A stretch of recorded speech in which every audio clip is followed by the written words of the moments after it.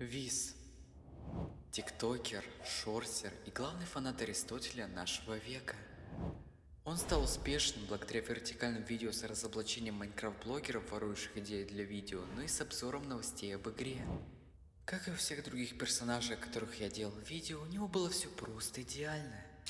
Но потом он становился более противоречивым, самовлюбленным и обидчивым, начав лицемерить в своих же словах и делать ответки на абсолютно каждое разоблачение от школьника про него. Но еще он лютый гнорщик, потому что им еще в мае месяце писал в ВК с просьбой, чтобы он мне скинул свой скин. Но он мне не ответил, поэтому мне пришлось вручную перерисовывать его скин. За это он приговаривается ударом по этой летающей палке.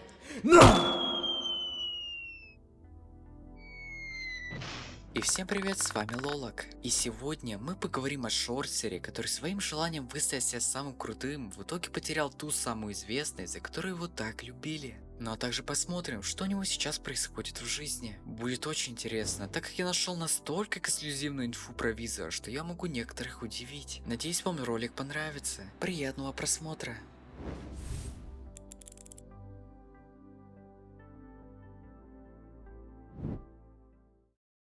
Виз. Зовут его Александр. Появился в этом мире в 1997 году. Живет в Москве и закончил там Московский государственный институт международных отношений, или если кратко МГИМО. Судя по его словам, он родился в довольно благополучной семье. Раз в детстве он почти каждое лето путешествовал в Испанию с родителями. Испанские слова, потому что меня родители в детстве часто возили в Испанию. Да и не только в Испанию, он даже в Нью-Йорке успел побывать, судя по ВК. Раньше его ник был Визанар, что с испанского означает жить и мечтать. С 11 лет он был довольно творческим ребенком. И в принципе это так. Я много чего отыскал про Виза. В 2014 и 2015 году он активно рисовал всякие дизайны машин. И у него это получалось довольно красиво. Вообще, Виз раньше был тем еще фанатом машинок. Он частенько в инсте делал обзоры игр про гонки. Добрый день, дорогие друзья, и сегодня мы снимаем обзор на Burnout Paradise City. Хоть игра и лагает, нетрудно понять, что эта игра полная, но играть в нее не стоит. Я ставлю 2 из 10, спасибо, всем пока. Что ж, теперь слова машины по созданию творчества звучат другими красками. Кроме тачек, он со временем начал рисовать много чего другого, как всякие пейзажи или женщин. Но я не собираюсь зацикливаться на этом, чтобы не заполнять свое видео водой. Вообще, у Виза было очень много хобби и занятий за жизнь. Например, с 2016 по 2018 год он писал свои художественные произведения и стихотворения. Я прочитал его парочку старых работ, и они получились довольно хорошие. Но еще он создавал свою музыку. Его работы по сей день можно найти на странице ВК. Я постоянно себя расстраивал, и мне постоянно не хотелось ничего делать из-за того, что я хотел от себя слишком много и в итоге не делал ничего. Также у него был свой YouTube канал с разговорами о смысле жизни и с разными советами. И он назывался Визанар. Но сейчас канал заброшен и переименован в Larry B. А также скрыта куча видео, которые набирали по 100 просмотров. Музыкант, художник, так еще и писатель. Достаточно креативный человек с вполне специфическим отношением к миру. А еще довольно умный, ведь он сдал экзамен по английскому на C2 и закончил бакалавриат по преподаванию. Я человек, который еще в 16 лет получил C2 по английскому, окончил бакалавриат по направлению преподавания и заканчиваю магистратуру в лучшем вузе России, поэтому я знаю, о чем говорю. И теперь вопрос, как такой интеллигентный парень по итогу стал шорстером по Майнкрафту с миллионом подписчиков?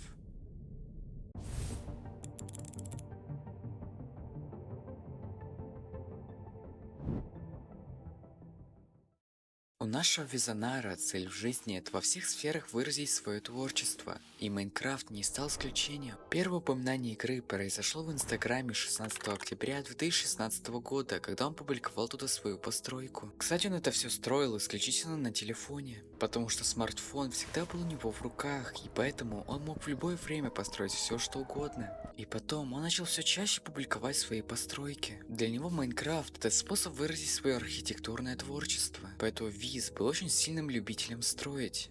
Настолько, что в марте 2017 года он начал создание своего Майнкрафт сервера на телефонах под названием Визанария.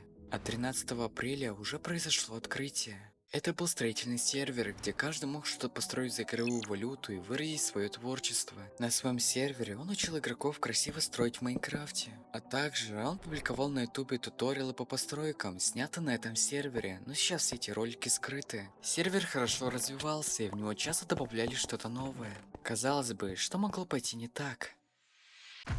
Но в какой-то момент один из программистов решил полностью все испортить. Он забрал все плагины и просто сломал все постройки. Об этом случае объявили в ВК 10 мая 2017 года, и в тот день сервер закрылся. 40 часов строительства на телефоне и вложенные деньги по итогу ушли на смарку. Виз был морально сломан и не знал, что делать, ведь ему предал человек, которому он хорошо доверял. С того дня он перестал играть в Майнкрафт и больше не упоминал эту игру в своих соцсетях.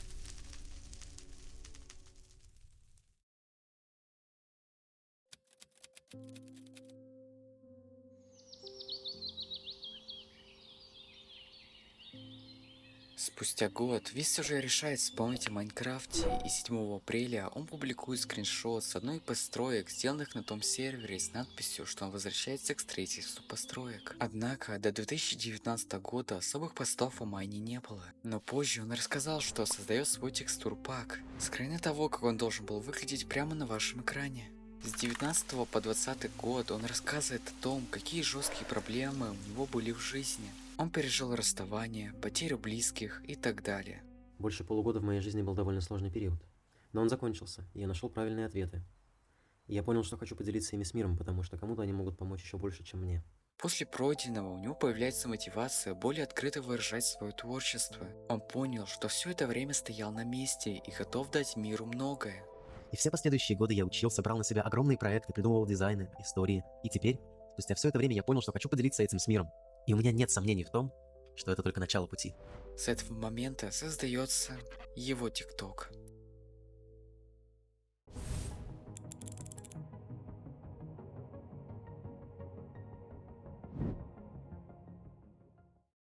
Уже в мае 2020 года он создал ТикТок и паблик ВК, а в июне появился новый YouTube канал под названием Visa Builder. На данный момент он переименован в кусочки Виза и является второстепенным каналом. Первые видео были о строительстве городов и придумыванию им сюжета, а также просто выживание в Майнкрафте. Тогда Виз все же продолжал снимать на телефоне.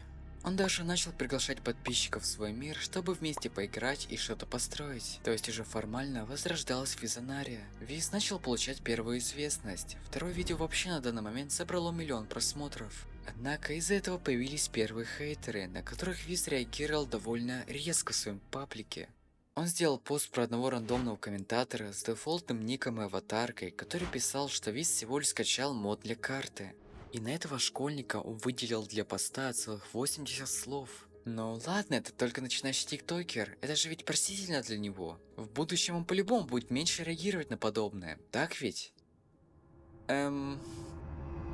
Со временем начали появляться первые видео с лицом и какие-то эксперименты по типу игры в PUBG. Спустя месяц после создания канала на ютубе он набирает первые 1К подписчиков, но там его видео не собирали толком просмотров. А уже к осени в ТикТоке собралось 100К под 500. К концу 2020-го он начал снимать в привычном для нас виде, а именно с разноцветным микрофоном перед камерой. За каких-то полгода в ТикТоке он смог стать там довольно известным. Он даже сотрудничал с самим ТикТоком и Лайком. Вторые вообще подарили ему Киберпанк. Из строительного он перешел в более познавательный информационный и новостной контент, как в принципе мы его сейчас и знаем. Столько всего произошло за несколько месяцев после начала, а ведь это лишь первый год в ТикТоке. Дальше было больше. Ему заметил сам Райзер, и они даже подарили ему их новую мышку. Он создал YouTube канал с шорцами, который по итогу стал его основой. И он даже смог принять участие в шоу TikTok на Лат на пятнице, посетить офис ВК, подружиться с Пиктеркой, и еще много всего произошло с ним. Перечислять список его достижений после начала блогерства займет кучу времени. Но можно сказать одно, что он добился многого. Он был счастлив своими результатами. Об этом он говорил в своих постах в инсте. Из обычного творческого человека он стал довольно популярным тиктокером, а в дальнейшем и шорсером. Но я хочу выделить основной момент, когда он стал популярным в YouTube Shorts, а именно после разборов Майнкрафт копирок.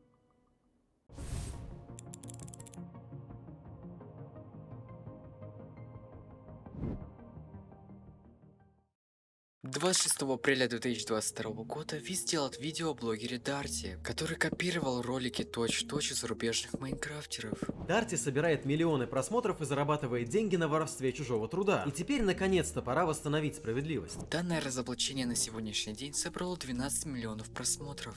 На минуточку, в самом популярном видео в ТикТоке Виза всего лишь 7 миллионов. Этот ролик даже заметил сам Дарти. А потом началась серия разоблачений других шортеров, которые заимствовали идею у англоязычных ютуберов по типу Cosmo и Севена. Судьбу этих копирок я разберу как-нибудь в другой раз. После этих разоблачений почти каждый шорт начал набирать по миллиону просмотров. Также можно упомянуть про конфликт с Димой Скрынником, благодаря которому Виз подружился с Пятеркой.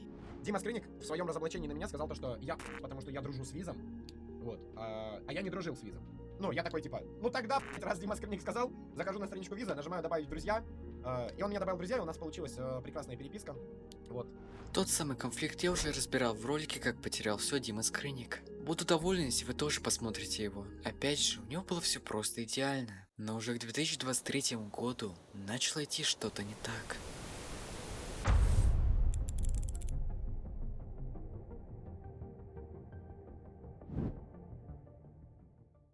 Когда Виз начал становиться популярным, у него сменилось мнение по поводу создания контента. Он понял, что быть известным блогером это не то, чем кажется на первый взгляд. И если в период, когда он только начинал свой путь, ему писали тонны поддержки, то со временем это становилось все меньше и меньше. И по итогу все его мечты стать блогером были разрушены. Его начала бесить своя же аудитория, состоящая из детей, которые даже не задумываются над его личностью и просто видели в нем типично бесчувственного блогера. Он прямо это говорил в своих тиктоках. Сейчас кого не спроси, все мечтают стать популярными, стать ютуберами, но люди даже не представляют, что в себе несет эта штука. Когда ты уже получаешь к этому доступ, ты начинаешь видеть всю человеческую глупость, неадекватность и злобу, которая раньше была скрыта от твоих глаз. Поверьте, какой бы бред вы ни придумали, найдется человек, который в это искренне верит и с гордостью пишет это все в комментариях. Но большинство херни прилетает не от сумасшедших, а от обычных людей, которые совершают обычные человеческие ошибки. И знаете, если вы захотите стать ютубером, то люди не будут видеть вас того, кем вы являетесь на самом деле. И правда, слушай, нормальный же был чел, очень удобный, кстати, рот не разевал лишний раз и просто целый год практически бесплатно хуй ради сотен тысяч детей. Но не дай бог ему захотеть раскрыть рот, чтобы поговорить о том, о чем ему интересно. Не дай бог ему затронуть темы, которыми промыли мозги неокрепшим умам. И потом у меня еще спрашивают, почему я так многих школьников не люблю. Ну, конечно, не всех, а то опять начнут обижаться. Потому что они думают, что им все на свете должны, они думают, что я им нанялся клоуном пожизненно. Хотя они даже примерно не представляют, сколько труда, крови и пота я вкладывал в этот контент и чего мне это стоило. Да чего же тут уходить далеко? Он об этом рассказывал в видео про то, каково это быть блогером. И надо сказать, что первые пару лет работы блогером я был действительно счастлив, во всяком случае я так думал. Тогда моя мечта сбылась, потому что миллионы людей видели то, что я создавал. Для меня это было самым главным в жизни еще с самого детства. Но чем больше я работал, чем больше приобретал опыта, чем больше менялся, мое мнение тоже начало меняться, и я во многом начал разочаровываться и видеть то, что раньше не видел. Если ты снимаешь розовые очки, то тебя, конечно же, ждет разочарование. И мое первое разочарование было в людях. Когда любой блогер только начинает, у него начинает что-то получаться, то он получает тонну поддержки от аудитории, потому что она на том этапе считает его одним из них. То есть с таким же обычным человеком, который старается. Чем больше ты работаешь, чем больше достигаешь разных успехов, тем больше растет вот эта вот пропасть между тобой и аудиторией, потому что они перестают видеть в тебе одного из них и видеть в тебе вообще нормального обычного человека, и ты теряешь огромное количество поддержки. Зато обличается обратная сторона людей, так называемой аудитории, и ты видишь всю людскую мерзость, которая до этого раньше от тебя была скрыта. Изучив это все, у меня появилась теория, что Виз ищет любой повод, чтобы высказать неприязнь к своей аудитории, пытаясь получить с них хоть какую-то поддержку. Возможно, кто-то знает, как Виз однажды прорекламировал нехорошее приложение, и в ролике с извинениями он зачем-то начал предъявлять своей же аудитории. Вчера я прорекламировал приложение, которое, как оказалось, популярно тем, что его не стоит рекламировать. Поэтому, сорян, больше этого не повторится, буду лучше проверять. Но я считаю, что ваша реакция гораздо хуже, чем то, что я сделал. Тогда каждый раз я прикладывал больше усилий, чем требовалось. Никто никогда этого не замечал. Моя работа, она несопоставима с теми деньгами, которые я получаю. Поверьте мне, я хищу целыми днями. Вы ни разу не поддерживали меня, когда у меня была реклама. Никто не радовался. Приходит какая-то проблема, я ошибаюсь впервые в жизни, сразу все в моей глотке. Я предполагаю, что он это сделал, чтобы как-то высказать о том, что ему неприятно быть блогером, надеясь, что как-то изменится отношение к нему. Но он выбрал совсем неудачный повод для этого. Погодите, превышение своих достижений, попытки получить хвалу при любых возможностях. Тут же отчетливо виден у Виза нарциссический характер. Это хорошо объясняет его поведение. Например, желание ответить каждому, кто сделает про него негативное видео. Однажды мой коллега Кряк сделал довольно поверхностное разоблачение на Виза, который даже в нынешний момент не собрало особо просмотров. Но Виз зачем-то решил сделать тогда ответку. Надо подметить, что у Кряка было 2К подписчиков, а у Виза целый миллион. О разнице в возрасте я вообще молчу. И вопрос, зачем, будучи крупным ютубером, обращать на таких внимание? Ладно, если бы он сделал реакцию на одно разоблачение. Но Виз решил ответить и на ролик бутылки, которая вообще не выделялась своим качеством. Разбирать эти разоблачения и ответки я не собираюсь. Это уже прекрасно сделал мой хороший знакомый. Но можно кратко сказать, что Виз часто вырезал моменты из контекста и отвечал именно на то, что ему выгодно, чтобы выставить себя в лучшей стороне. Смотря на это, Виз будто пробует повысить свою самооценку, пытаясь типа слить школьников. Ведь опять же, зачем отвечать какому-то рандомному парню, у которого даже нет медийки в интернете? Вряд ли он ожидал, что потом появится серьезный соперник под ником Морж, которому уже не так легко ответить. Но Виз все же попытался это сделать. Его последний ролик на канале мы разберем чуть позже. В общем, мы разобрали то, насколько Визу важна его самооценка и готов сделать все, пытаясь ее улучшить. Но из-за нынешней аудитории она перестала расти. Может, из-за этого он решил уйти с шорцев?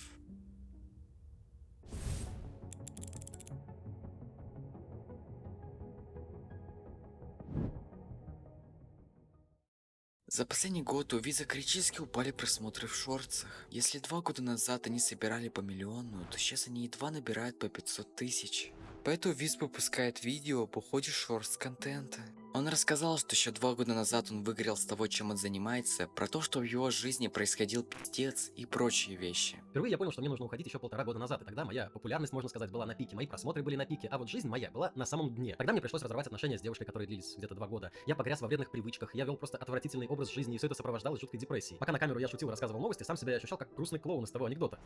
Погодите, серьезные проблемы в жизни и вредные привычки у него шли до 2020 года, как мы ранее разобрали. После поправления Виз как раз таки и создал свой ТикТок. Максимум, что случилось, так это выгорание в 22-м, с которым он боролся. Какие-то тут противоречия на деле. Возможно, реально так получилось, что у него повторились абсолютно те же события, что и 2 года назад. Но для меня это звучит не очень реалистично. В видео было много противоречий, но разбирать я это не собираюсь. Однако в ролике он четко сказал, что его не устраивает аудитория шортсов, которая недооценивает его. И если уж сказать, очень простыми словами, то YouTube Shorts хочет, чтобы ты снимал и был манипулятор. Поэтому для меня цена, которую нужно платить за эти просмотры, она слишком высокая. Мне даже неприятно быть частью вот этого всего. Ролик был сделан для того, чтобы объявить о переходе на горизонтальный формат видео. Первый вышедший ролик после ухода шортсов про Майнкрафт фильм действительно получился хорошим. Однако последующие ролики не были особо интересными и поэтому не набрали просмотров. Он должен был выпустить пародию на Minecraft Live, но после последнего, так скажем, тизера прошло 3 месяца и видео до сих пор не вышло. Спустя долгий период отсутствия Виз пишет в сообществе о причинах пропажи.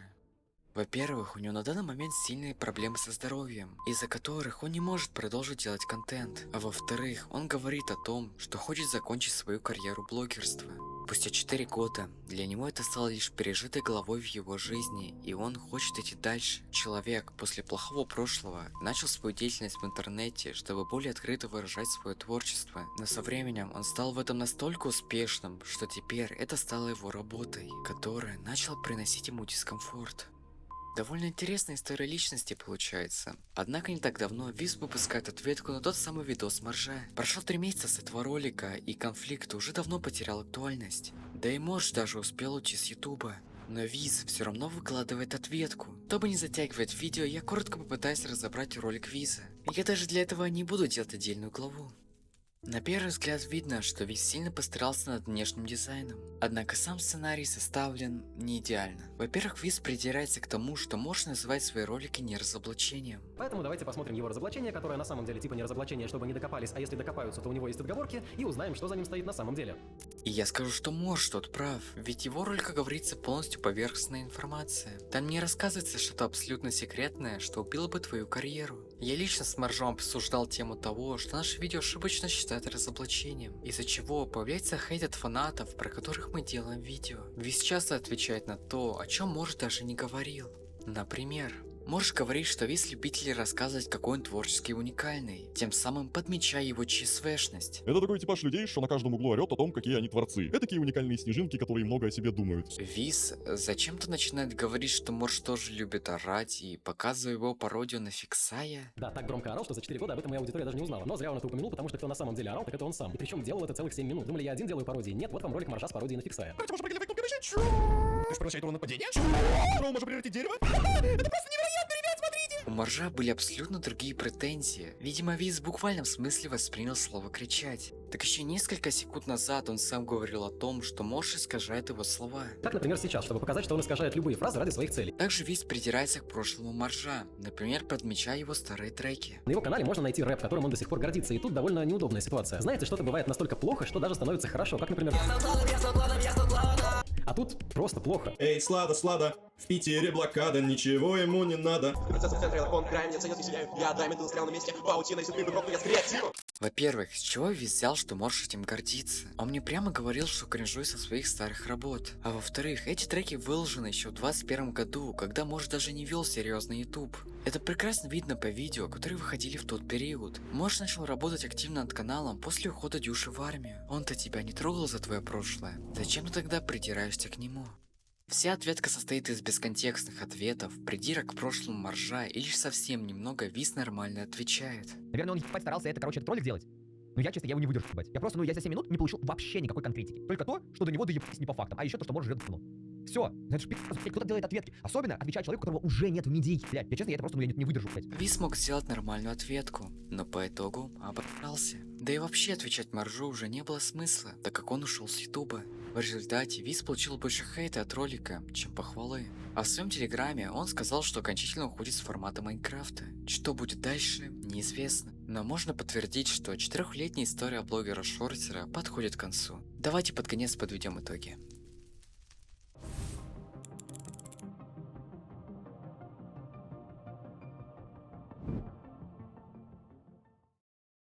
Для меня Виз довольно специфичный человек. Закончив МГИМО, МГУ и получив несколько высших образований, он решает стать блогером по Майнкрафту. Однако Виз просто не знал, как на самом деле работает интернет и каково это быть популярным. По-моему, у Виза всего лишь не собралась желанная аудитория, а после разоблачения-то тем более. Заслужил ли он весь этот хейт?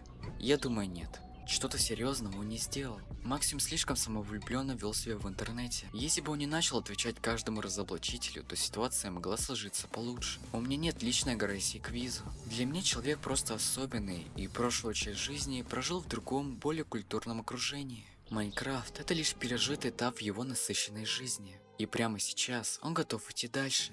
Куда бы он ни пошел, я надеюсь, что он получит то, что хотел получить, будучи блогером.